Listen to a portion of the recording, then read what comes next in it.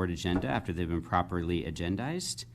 And please direct your comments to members of the board as a whole, not individuals on the board or in the audience. So our first request to speak tonight is Krista Allenstein, a resident of Elmbrook, and Carla is on deck.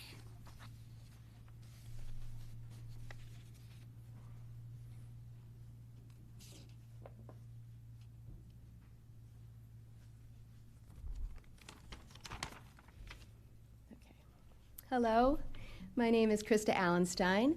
My husband and I moved to Elm Grove so our kids could attend Elmbrook schools. We have a graduate of and a junior at East, and I would like to thank the board, Dr. Hanson, all the amazing teachers, administrators, and library services staff for your tireless efforts to educate our kids. The Elmbrook School Library and Media Specialists are experts in doing research. When a book is in the Elmbrook School Library system, I know it is appropriate for it to be there. I know the research has gone into the pros and cons of having that title in the collection. I also know that the library staff not only fills the library with appropriate titles, that they also consider and incorporate the book request of the students.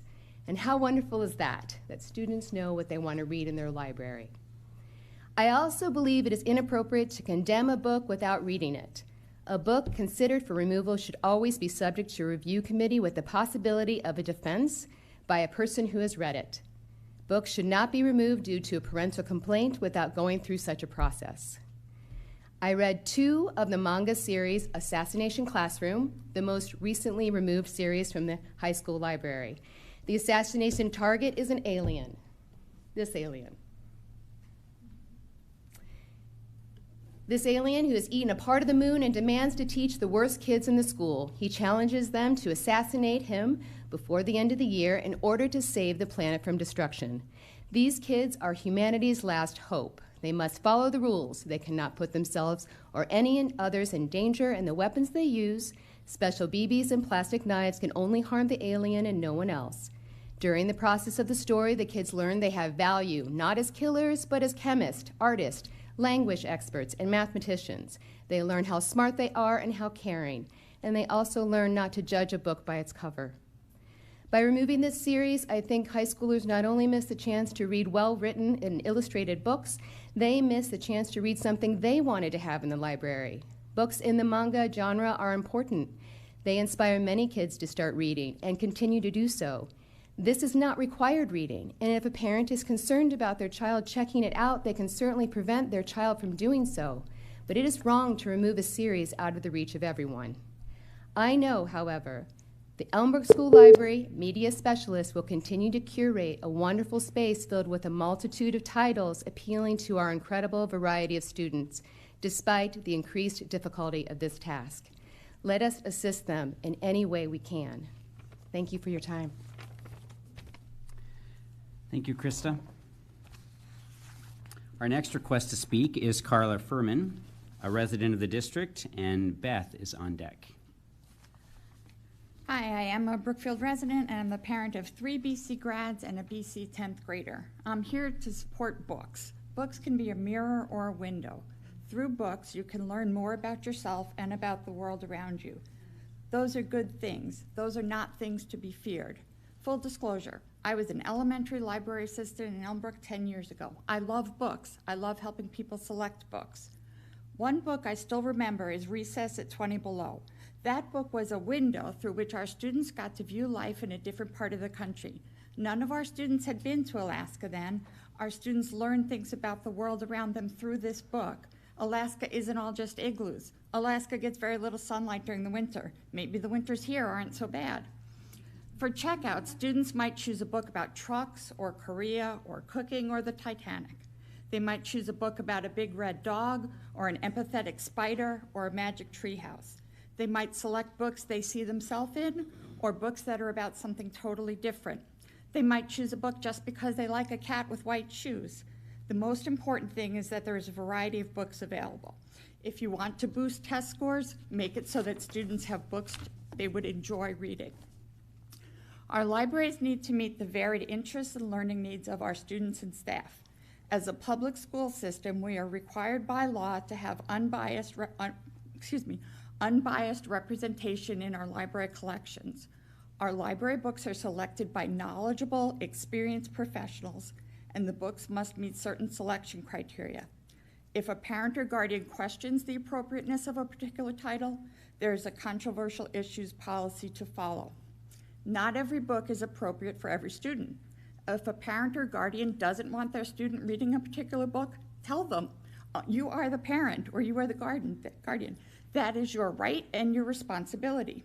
But those parents and guardians don't have the right to say that no other student should be able to read that book. I'll wrap with a few quotes. You won't grow by watching a situation comedy, though you can grow by reading a book. Here you discover that as long as books are kept open, minds can never be closed. Ronald Reagan said both those things. Thank you for your time. Thank you, Carla. Our next request to speak is Beth Wolf, a resident of the district, and Karen is on deck.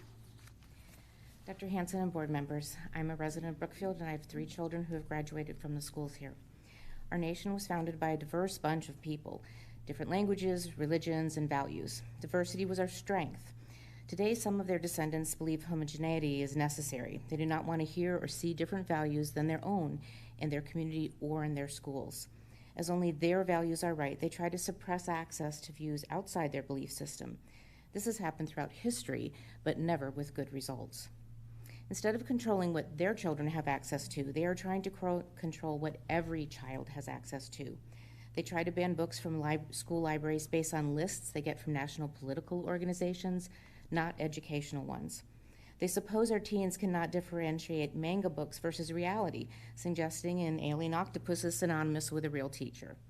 They want to ban children's books that have been around for decades. Next, will they ask to ban theater productions, choir selections, and music at school dances because they don't have messages that they like?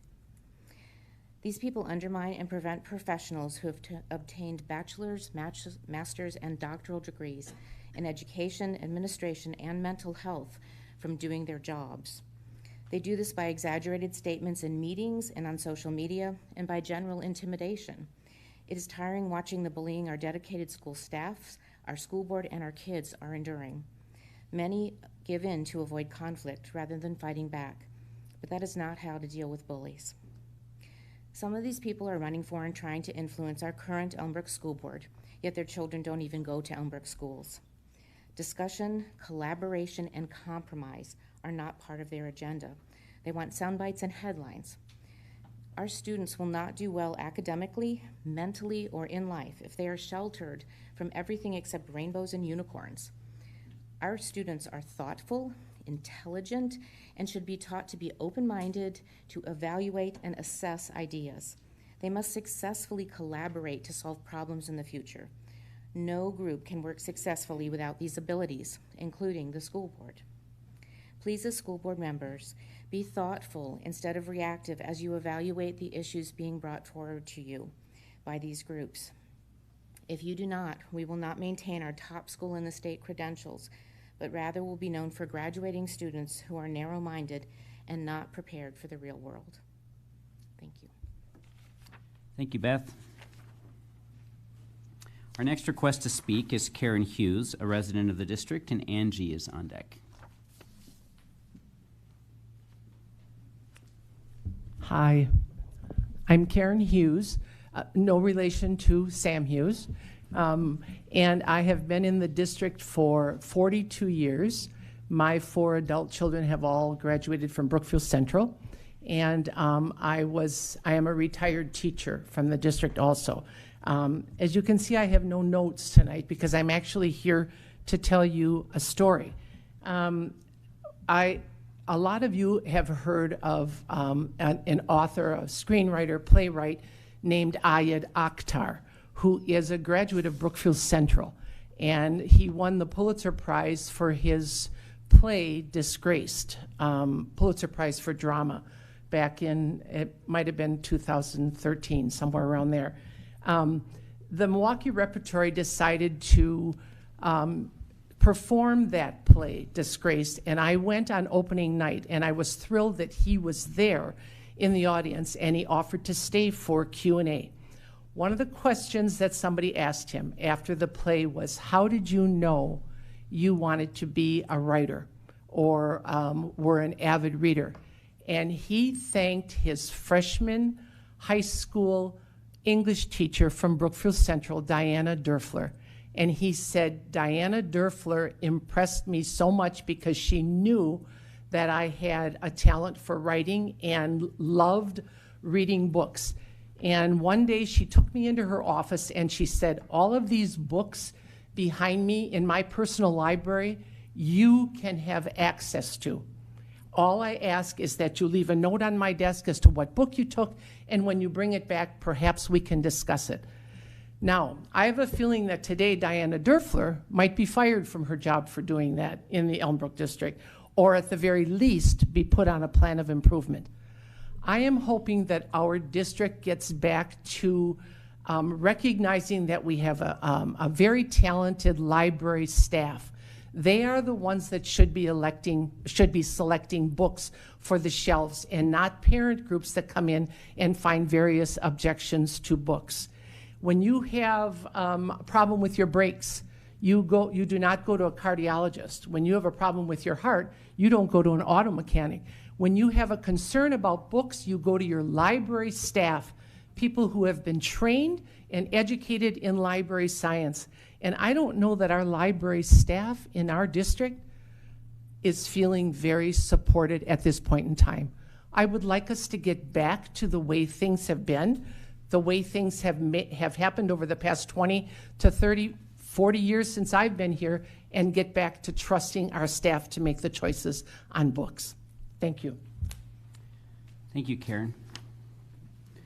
Angie Pingle, a resident of the district, is the next to speak to us, and Stacy is on deck. Hello. First, I want to state that I am not a member of Whiz Red, nor have I ever donated to a political party or a political action committee. I'm just a mom and a long-term resident of this community. Why do I come here every month and speak at this forum? It's certainly not for sport, as some have suggested. I get precious little time away from my son with special needs, and I'd much rather be home relaxing. I'm here because I made a commitment to raise awareness for children like mine, so they're able to get the most benefit from their time in the Elmbrook schools. I said I would be here until I saw change.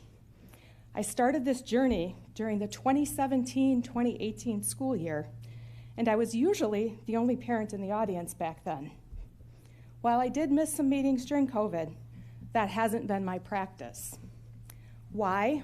Because I follow through. I do the things that I say I will do. I'm certainly not here to erode our great district. In fact, I'm more motivated than most to see Elmbrook succeed. I can't enroll my child in a private school, nor do I want to. There is simply no better place than Fairview South for my son. I want Elmbrook to be a top district. I need Fairview South to continue serving its special population of kids. I want to maximize my property value, as my son will need the proceeds for support when I'm gone. So I'm here, following up again. I followed up with the board when I didn't receive a response to my last email. I followed up with the administration on special education minutes that were lost to our recent inclement weather day. And I am going to follow up on issues related to inappropriate library books. I've heard the board and Dr. Hansen assure parents that these are isolated incidents, but yet another questionable book popped up in my Facebook feed today. This time, a hard copy book acquired during the 21-22 school year. I think it's time to revisit that full book review that was supposedly done last summer. Follow through. For those of you who are now labeling me as a radical or an extremist, I do agree that we need a variety of resources in our libraries, and I don't support banning books. But this isn't banning a book. It's simply spending our taxpayer dollars in a way that better supports our educational objectives. I'm afraid that Elmbrook will be negatively portrayed in the national news again. And parents have no choice to go there to get the follow-through that they're looking for. And that only serves to divide our community. Top performing districts follow through. Thank you, Angie. Stacy Berry Coffey is the next, a resident of the district, is the next to speak to us, and Keegan is on deck. Good evening, school board members and Dr. Hanson. My name is Stacy Berry Coffey, and I'm here as a parent of 2 children attending school in the district at PPMS in Tonawanda. On Friday after school, my 8th grader came home and wanted to read the 4th book in a series on her Chromebook. She was struggling to find books 2, 3, and 4, which she had previously accessed through Sora. We could only locate book 1 of the graphic novel series. Earlier in the day, a different graphic novel being removed from the Elmbrook School's library made the news. I wondered if the same thing had happened with this series. I looked at the preview of the book number 1 with my 8th grader and wondered why this book would be removed. I did not see anything concerning in the Sora preview. Over the weekend, I read the 4 books and found them to have several relevant messages teens could relate to. How to leave toxic friendships, how to support friends who are being bullied, the angst of a first crush, talking with parents so they can support you, surrounding yourself with supportive friends, how to support friends with mental health issues like eating disorders, reaching out to adults for help with mental health issues as teens can't handle these big issues on their own, waiting to have sex until you're more mature, and the consequences of drinking. The characters showed empathy, kindness, persistence, and the importance of being true to oneself, all the things I want to foster in my own children's development. The only thing that stood out to me was the main characters of the romance were not a boy and a girl. The main characters were 2 boys involved in a romantic relationship and at a support network that included friends who are LGBTQ. The library policy states that the district shall not unlawfully discriminate in the selection and evaluation of library resources based on the sex, sexual orientation, race, color, national origin, etc. I think of my friends who are gay, and I wonder how this series would have helped them feel less isolated 30+ years ago, while also educating peers on being supportive. I'm saddened that this series has been limited or removed from the Sora collection, as I think there are very valuable lessons my child could take away from these pages. There is a district practice statement for parents to opt their child out of reading material they may personally object to for a variety of reasons. Other parents in the district should not be dictating what my child is able to read and have access to on Sora and in the library. Librarians and library staff are trained professionals. I have no idea what the training of other parents is and how that would qualify them to determine what books should be in the Elmbrook School Library collection. The librarians use an established policy that was recently updated to curate the school book collection. If parents have objection to books in the collection, there is a policy, 6144, controversial issues and materials that should be followed. I'm concerned that the district is not following these policies and letting a vocal minority pressure the district into removing books without the proper steps being taken. I ask the board to look into the issue of book removal without the proper complaints and reconsideration process being followed. Thank you. Thank you, Stacy. Our next request to speak is Keegan Taylor, a resident of the district, and Chip is on deck. Hi, I have 4 kids in the district, 2 at the middle school and 2 at elementary school, and I'm here today to specifically speak in defense of District Librarian Kay Benning. I have been made aware that there is a faction of our community calling for the district to fire her, and I would like to make it clear that this does not represent the opinion of most of the community, which I think is clear from the comments. Several months ago, before I knew anything about the book controversy happening in the district, I interviewed Kay for a class I was taking. Everything she said was in line with best practices in library science and aligns with the professional expectations for a qualified librarian. If you were to fire her and you hired someone else who is qualified for her position, you would be hiring someone who is doing the exact same things that Kay is doing. If you were to fire her and you hired someone who is unqualified for her position, you would be doing a disservice to the kids you are supposed to serve here. The parents of this community want qualified library staff serving our students at every level of the district. The individuals who attack her rely on Amazon for their book reviews. Kay and the other capable librarians in our district use School Library Journal, Kirkus Reviews, and Booklist to make the best collection decisions because that's what librarians do. Kay has the respect and admiration of all the professional librarians in our community and the majority of parents. When I confirmed this with one of them today, she said specifically, the thing about Kay is that she cares about the kids first and foremost. Overall, the parents of our community want this witch hunt, whether for books or of librarians, to end. This is a disgusting waste of time. We want board members and administrators to be spending their time building up our programs, not nitpicking them and tearing them down. If the small faction were to read books such as 1984, The Crucible, Fahrenheit 451, or Brave New World, they would recognize the terrible price they would pay by replacing Kay or the other librarians with a big brother or a firefighter figure.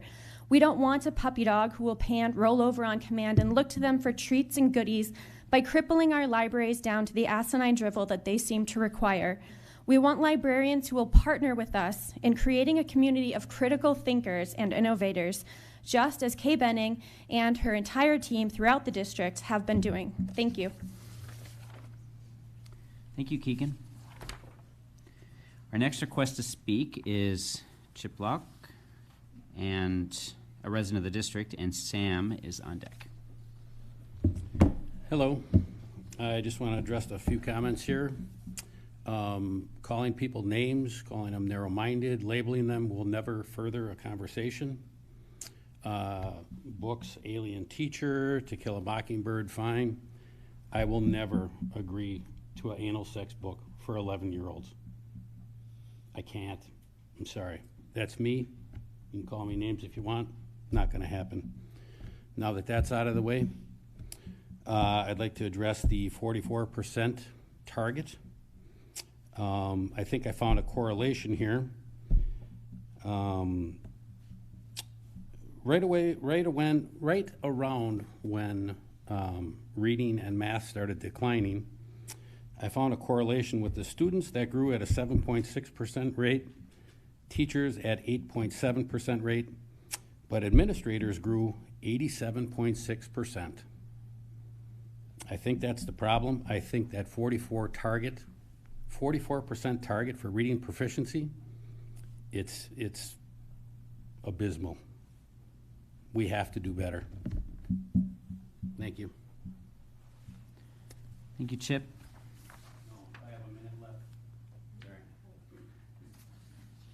I know that, sometimes people gloss things over. We this, we that, we increased 5%, we did this, we did that. 44% is just too far off. 80%, 90%. Thank you for your time. Thank you. Sam Hughes, a resident of the district, is the next to speak to us, and Tom is on deck. Thank you guys so much for your time. I appreciate the opportunity. Similar to many parents, we moved to this district here in 2009 because of the great schools, the academics, and also the special needs program.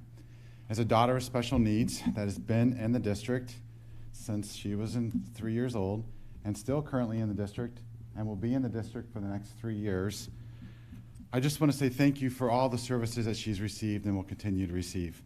In fact, even Miss Rachel Skinner, who was here earlier, was part of my daughter's IEP team last year, and I appreciate the work that they've put into it.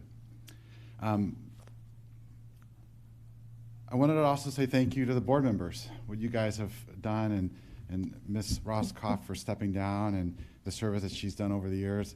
I appreciate all and Mr. Yunsan that you guys have put over there. It takes a lot of time, a lot of effort. I'm beginning to see and understand that as a school board candidate. In regards to some of the conversation going on here tonight, it struck me that's just real. I'll just share a story. My wife and I care deeply about how our daughters grow up, healthy, mentally. In our kitchen, if you were to go look, you open up the fridge, you open up the freezer, you won't find countless gallons of ice cream and candy. You won't find sweets and all that galore. And you don't have, and we would never make the grocery store an available venue for them to just go get whatever they want, whenever they want. We're very careful about what they eat. We know that if we want our daughters to be healthy and grow mentally, that you give them a good, healthy options to choose from. And the same thing goes with books. We provide great, wonderful literature to our daughters. My daughter at a very young age has read Les Mis, and we've exposed them to just wonderful literature that they can grow and learn from. And I'm thankful that we have that opportunity here as well. And I think that we need to focus on, just because it's in a book, it doesn't mean that it's great literature. Just because you put a binder on it doesn't mean that it's something that we would want every kid to read. And then lastly, what I have been really passionate about, and I hope that you as board members and as the community as well can be passionate about, is that there needs to be less divisiveness. That we need to come together and work more. There's an old rule that I have, and you will never see me publicly shaming or disgracing someone because I think it's wrong. You will never see me name calling him. I operate on the philosophy, and I want our community to operate on the philosophy that we can come together. If there's a problem, let's go talk to each other. Let's sit down as a group and have conversations about it, because we're all adults. We all care deeply about our kids. And I just want to encourage you guys to continue to make that movement as a board. And should I be honored to step on this board in April, I will be that type of a person that will bridge the gap. And thank you for your time. Thank you, Sam. And our final request to speak tonight is Tom Gale, a resident of the district. Good evening. My name's Tom Gale. My wife and I have been residents of the district for many years. Proud parent of 2 Elmbrook graduates. Elmbrook served our son and our daughter very well. In particular, I want to thank you, Dr. Hansen, for speaking into our son his senior year as he wrestled with a moral and ethical dilemma. Your counsel, along with that of his mother and I, proved very fruitful, and we have not forgotten it. That's not why I'm here tonight. I'm here tonight to say thank you to Jennifer Roskoff and Jen Sun for your service on the board. I'm here tonight because I will not be able to be here in April, and I didn't want the occasion to pass without acknowledging your service. Those who sit at this table, elected or hired, are to be commended for doing so. It's not easy. It is oftentimes not fun, but it is necessary, and I appreciate each and every one of you. The other topic I want to talk about tonight is the Empty Bowls event at Dixon Elementary School, which my wife and I attended a week and a half ago. That event, I don't know its first year, but it's got to be going on 20 years. It was founded and conceived by Amy Jacobson, the art school at Dixon Elementary, and Amy and that event are bright jewels in Elmbrook's diadem. For those of you who have attended this event, you know of what I speak. For those of you who have not, I urge you to do so. This is the bowl that my wife and I purchased at the event. It is one of many that we have and cherish in our kitchen. I brought it here tonight under great scrutiny for fear I might break it, but I promised Barb I would do my best. Why do I speak of this event? And why do I speak of it at this time? It is because Amy, through the vehicle of this event, reaches out and speaks to the best that is within each one of us, her students, her parents, her families, and the extended Dixon community and the extended Elmbrook community. By her quiet, understated, and graceful example, she almost demands the best from us. And so to all of those who work in this room, and to all of those who seek to work in this room in the near future, I ask you to remember the example of the empty bowl. Thank you. Thank you, Tom. And that